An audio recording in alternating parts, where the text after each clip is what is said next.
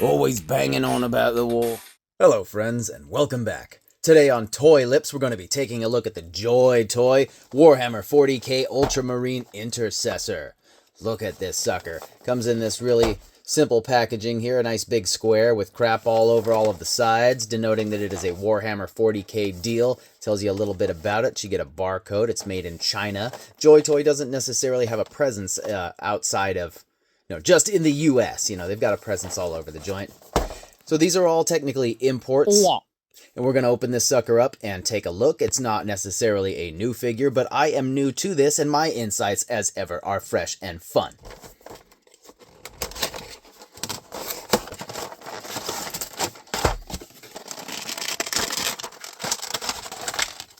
Leave a like and listen to me talk about Dude for a minute. I dig the 40k stuff, but I don't do the tabletop. I haven't done any of that. I think I would like painting the miniatures. But most of my experience is actually with the RTS games Dawn of War from like 15 years ago now or something. Those are so awesome. And of course, there's a lot of newer games now too that are pretty rad. But the Ultramarine is of course the iconic unit, and the Intercessor is like the backbone of their Space Marine military. It's analogous to like an infantry soldier, and I was that, so I thought this would be fun.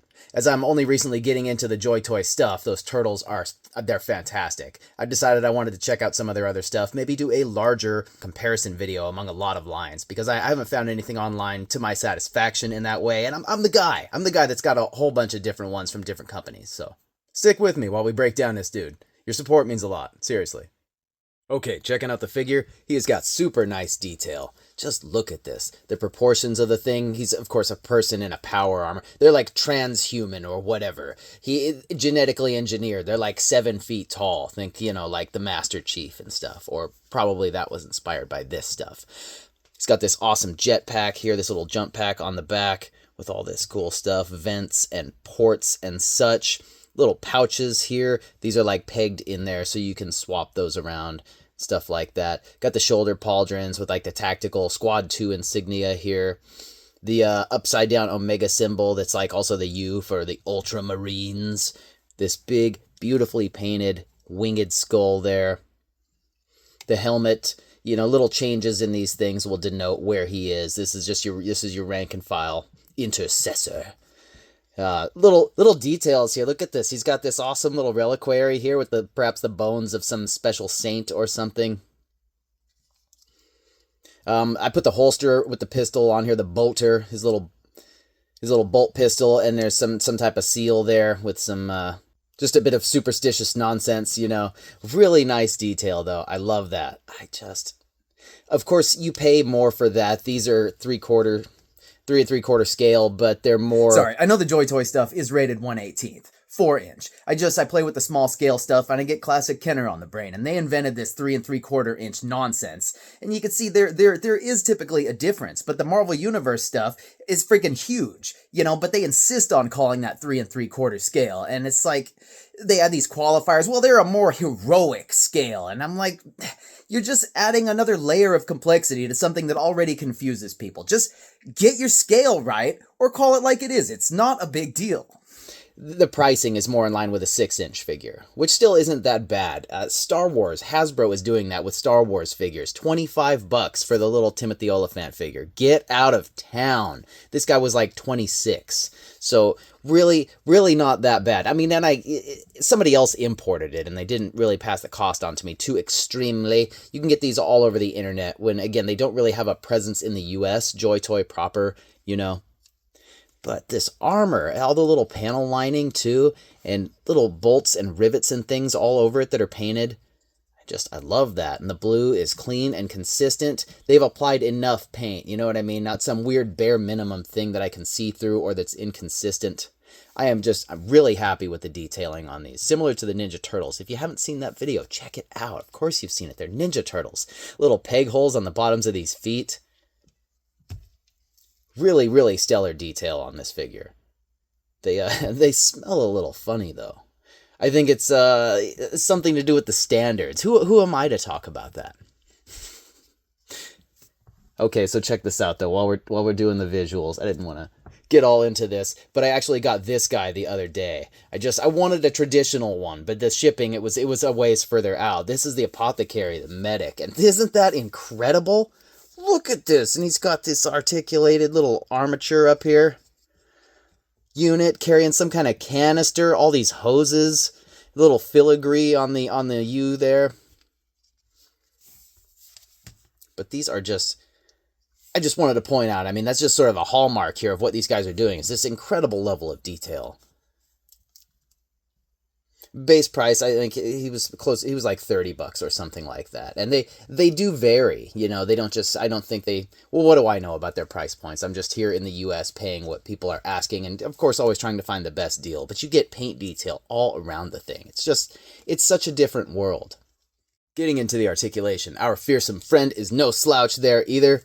This head, it rotates all the way around. You get a little bit of lean down and back. You can see it's tucked into this notch, so you don't get too much. But actually, if we pop this off, you can see it's just sort of socketed onto this ball. And that's a really big, most of it is built that way. It's just everything's socketed onto everything else. It's simple, but it really gives you pretty good range on things. Like here you get this diaphragm cut, and you know, it'll come forward a little, but you can see it come back, it rocks side to side, it rotates around, and well, I was going to pull the top one first, but you can see what's going on inside there.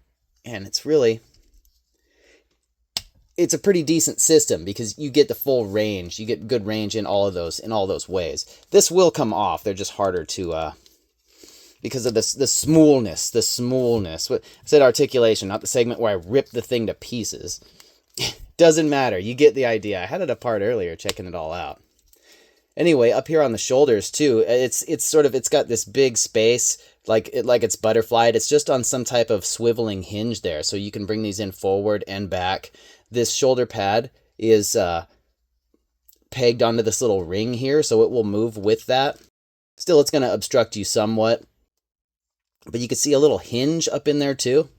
So it'll come up on that to an extent, depending on how you have all of the pieces. The joints are nice and sturdy too. Nothing feels overly fragile. Of course, it is a smaller scale, but they all work right out of the package. Nothing is stiff or stuck. Down here at the elbow, you can see it's this little double jointed system. It's restricted a little bit by the bulk of the armor, but you get really good range there. They've got this little elbow piece stuck to that, and you get a swivel on that on the bicep up there too, so that will twist with you. Little twisting action. Come down here to the wrist, and the wrist is just, it's another ball peg system there.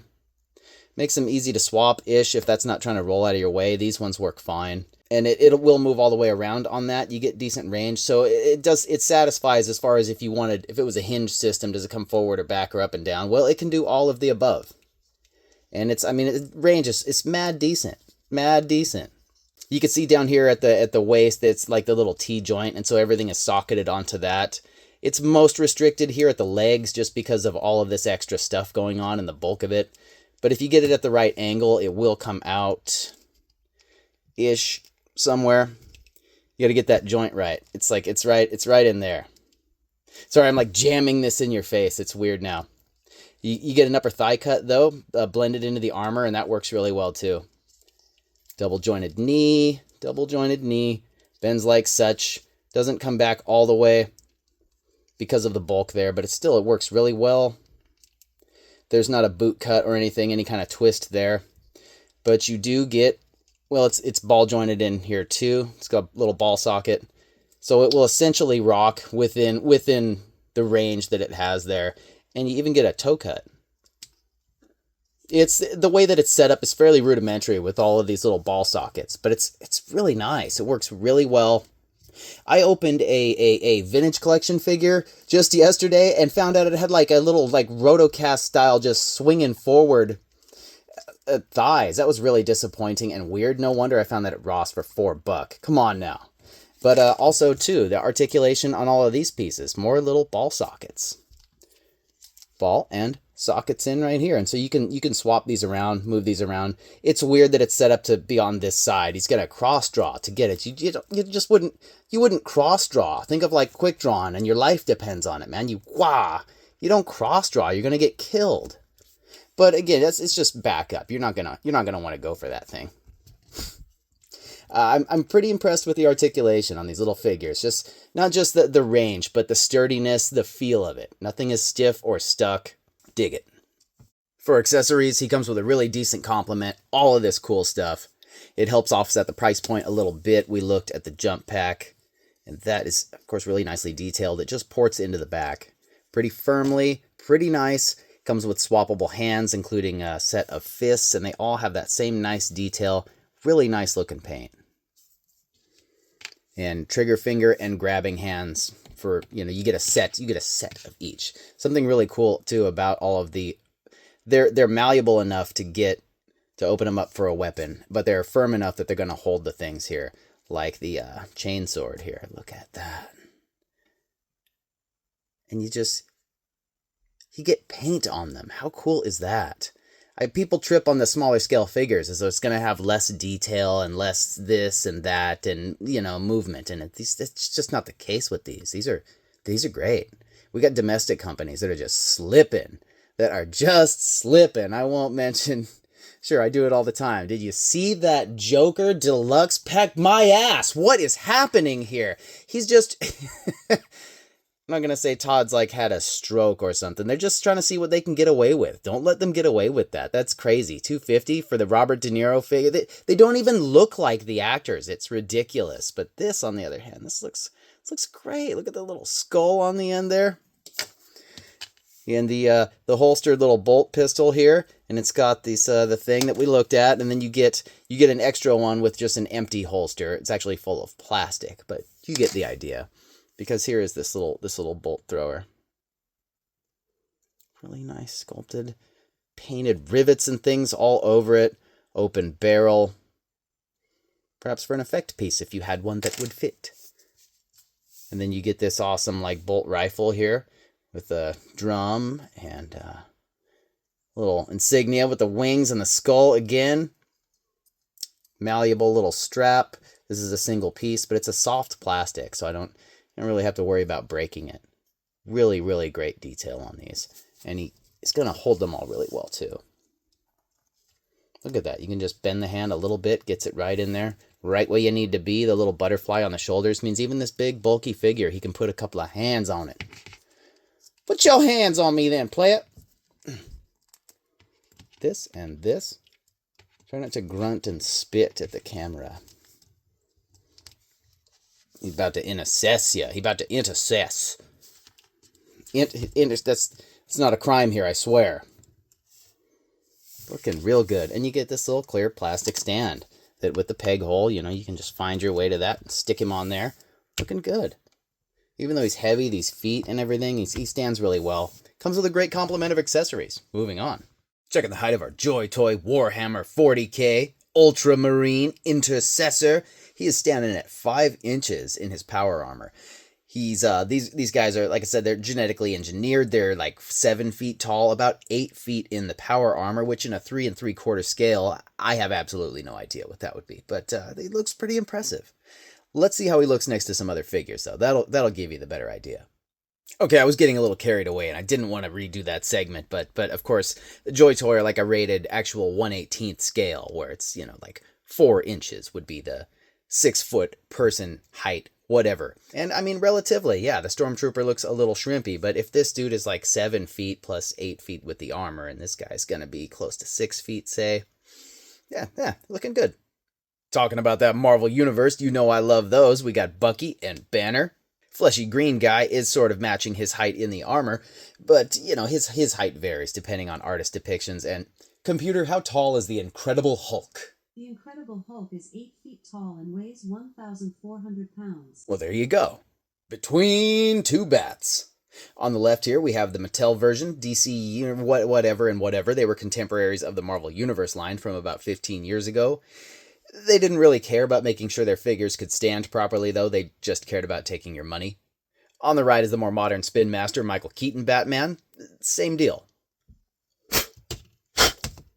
Jazzwares and Wicked Cool Toys Master Chief and Banana Man. He's a similar thing, like I mentioned before. Genetically engineered John 117, 7-foot tall dude in a power armor. The other dude's from a game for people that suck at Call of Duty. Oh! with a couple of other JoyToy releases, the Allied Infantry Soldier and the Apothecary. Wrapping it up with the recently reviewed JoyToy Leonardo, check that out on my channel, and my boy Tanalia right here. Wrapping it all up here, I needed another toy line to collect, like I needed a friggin' hole in my head, you know. But it was only a matter of time. I've been low-key admiring the JoyToy stuff from afar, and when they came out with the turtles, I was like, come on, come on. So, you know, so far I just have a few, but everything I've got has really, really impressed me. Again, the price point is a little higher on some stuff, but it's not even that... Compared to what they're doing for 6-inch domestics these days, it's really not. It's really not anything crazy. And these are quality. These are quality figures. The look, the attention to detail. I don't know what the difference is in practices and mentality, you know what I mean? But the paint is super clean and all over the place. The articulation is just smooth out of the package. Nothing is stiff, stuck, or loose for that matter. They're firm. They hold up really well. I'm really impressed with these. I got this dude. I got dude over there. I got the little infantry soldier. I got these Ninja Turtles. People will be like, just out of the box, be like, oh, the articulation must be more limited because they're small. And it's really not. In certain ways, sure. And you typically, a smaller figure, it's a smaller canvas to work with. But again, the way these domestic companies have been doing us on much bigger figures the last few years, it's disgraceful. And it's really refreshing to have something where you feel like there was some attention to detail, some love put into the thing. Anyway, I'm digging these, and I'm digging all the support I've been getting lately in the community. This stuff means a lot to me. I got into this stuff on the smaller scale.